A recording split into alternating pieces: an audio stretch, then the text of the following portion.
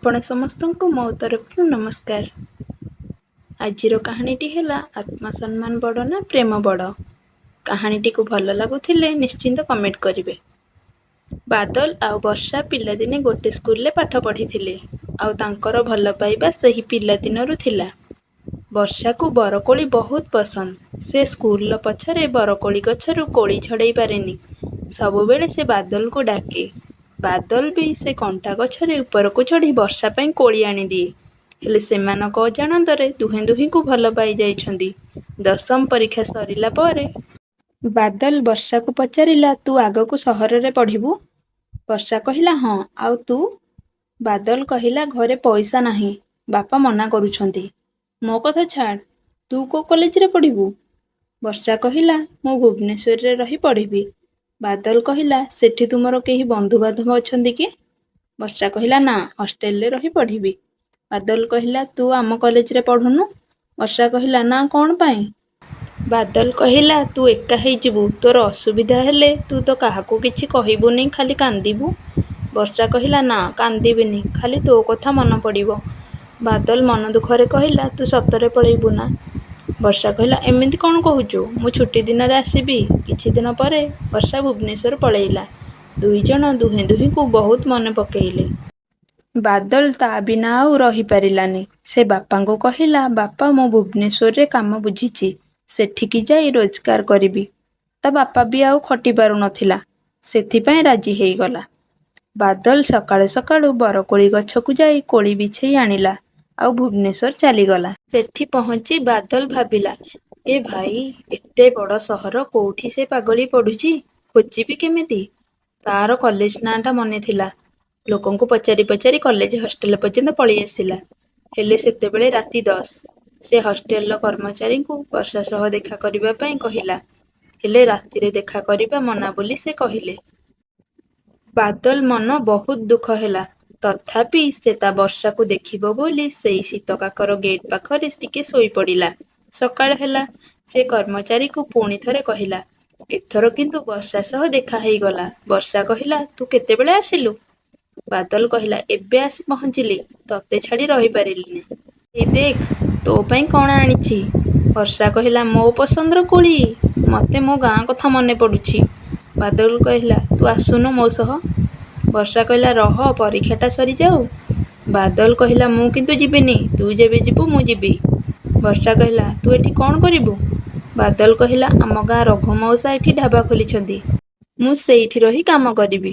ବର୍ଷା କହିଲା, ତୁ ମତେ ଏତେ ଭଲ ପାଉ ବାଦଲ? ବାଦଲ କହିଲା, ତୁ ପାଗଳି, ସେ କଥା ଛାଡ଼। ତୋର ଯାହା ଅସୁବିଧା ହବ ମତେ କହିବୁ।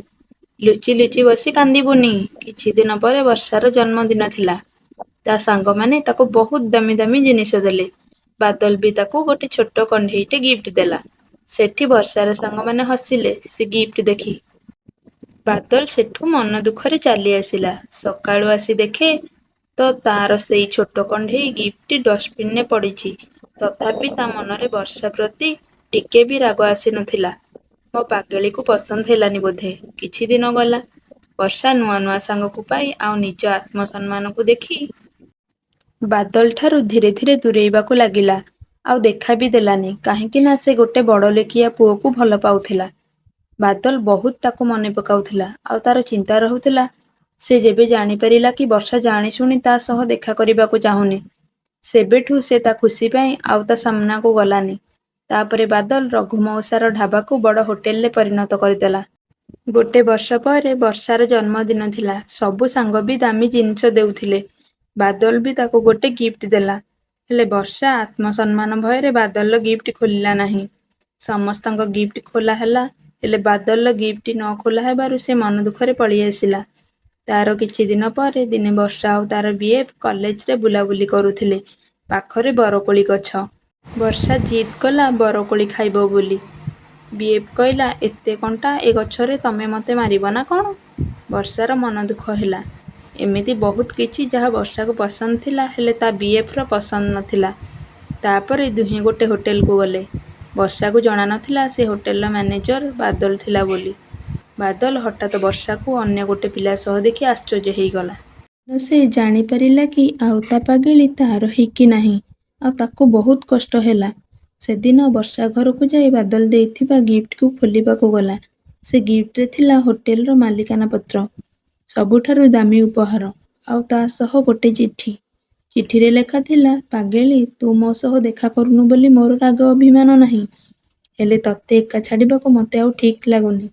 ଦେଖ ତୋ ପାଇଁ କ'ଣ ପଠେଇଛି। ମୁଁ ଜାଣିଛି ମୋ ପାଗେଳିଟା ଟିକେ ପଇସା ଲୋଭୀ ହେଇଗଲାଣି। ଭବିଷ୍ୟତରେ ବି ମୋର ସବୁକିଛି ତୋର ହେଇଥାନ୍ତା।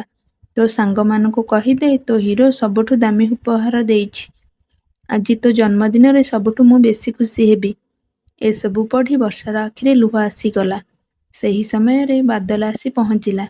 ସଙ୍ଗେ ସଙ୍ଗେ ତାକୁ ଛାତିରେ ଜାବୁଡ଼ି କହିଲା, ଏ ପାଗେଳି, କ'ଣ ହେଇଛି? କାନ୍ଦୁଛୁ କାହିଁକି? ମୁଁ ଜାଣିଥିଲି ପରା ତୁ କାନ୍ଦିବୁ। ପଛେ ମୋ ଛଡ଼ା ତୋ ଦୁଃଖକୁ ଆଉ କାହାକୁ କହିବୁନି। ବର୍ଷା କାନ୍ଦିକି କହିଲା, ମୋର ଏ ହୋଟେଲ ଦରକାର ନାହିଁ, ମୋତେ ତୁମେ ଦରକାର। ବାଦଲ କହିଲା, ଆଲୋ ପାଗେଳି, ମୁଁ ପା ତୋର, ତତେ ଛାଡ଼ି ମୁଁ କେମିତି ରହିପାରିଥାନ୍ତି? ଗାଁକୁ ଯାଇଥିଲି, ଭାବିଲି ତୋ ପସନ୍ଦର ବରକୋଳି ନେଇ ଆସେ, ଏଇ ନେ। ସେତେବେଳେ ବର୍ଷା ବୁଝିଗଲା କି ଦାମୀ ଜିନିଷ ବି ନିଜ ପସନ୍ଦର ଜିନିଷ ଆଗରେ ଫିକା ପଡ଼ିଗଲା। ଆଉ ତାର ଆତ୍ମସମ୍ମାନ ତା ଭଲ ପାଇବାକୁ ବହୁତ ଦୂରକୁ ନେଇ ଯାଉଥିଲା। ସେ ସବୁ ଭୁଲି ଦୁଇଜଣ ବିବାହ କଲେ। ସବୁ ପସନ୍ଦ ଜିନିଷ ଦାମୀ ହୋଇପାରେ, ହେଲେ ସବୁ ଦାମୀ ଜିନିଷ ପସନ୍ଦ ନୁହଁ। ଭଲ ପାଇବା ପାଇବାକୁ ହେଲେ ପ୍ରଥମେ ଆତ୍ମସମ୍ମାନକୁ ଫିଙ୍ଗି ଦିଅ, ତାପରେ ହୃଦୟରେ ସଚ୍ଚା ଭଲ ପାଇବା ଜାଗ୍ରତ ହେବ। ଭଲ ପାଇବା ସବୁଠାରୁ ଦାମୀ ଉପହାର, ଭଗବାନଙ୍କ ଆଶୀର୍ବାଦ। ମୁଁ ଠିକ୍ କହିଲି ନା ସାଙ୍ଗମାନେ?